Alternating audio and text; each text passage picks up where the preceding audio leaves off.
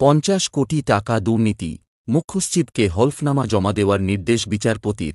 এবেলা 24 ঘণ্টার মধ্যে মুখ্যসচিবকে হলফনামা জমা দেওয়ার নির্দেশ দিয়েছেন বিচারপতি অভিজিৎ গঙ্গোপাধ্যায়। আলিপুরদুয়ার মহিলা ঋণদান সমবায় সমিতির 50 কোটি টাকা দুর্নীতির মামলায় সোমবার সিবিআই রিপোর্ট পেশ করেছে হাইকোর্টে। কেন্দ্রীয় সংস্থার সেই রিপোর্ট দেখে বিচারপতি অভিজিৎ গঙ্গোপাধ্যায় নির্দেশ দিয়েছেন, আগামীকালের মধ্যে হলফনামা জমা দিতে হবে। ওই সমবায়ে টাকা রেখেছিলেন হাজার হাজার আমানতকারী। তাঁরা আশা করছেন এবার মিলবে সুবিচার।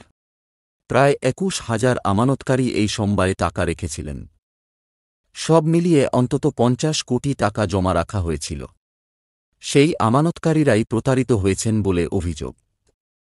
প্রথমে এই মামলায় তদন্ত করে সিআইডি 5 জনকে গ্রেপ্তারও করা হয়েছিল।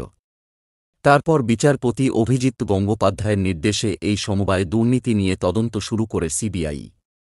সিবিআইয়ের একটি দল আলিপুরদুয়ারে গিয়ে তদন্তের কাজ করে। অভিযোগ, তদন্তে পরিকাঠামো নিয়ে রাজ্য সরকার সিবিআইকে কোনো সহযোগিতা করেনি।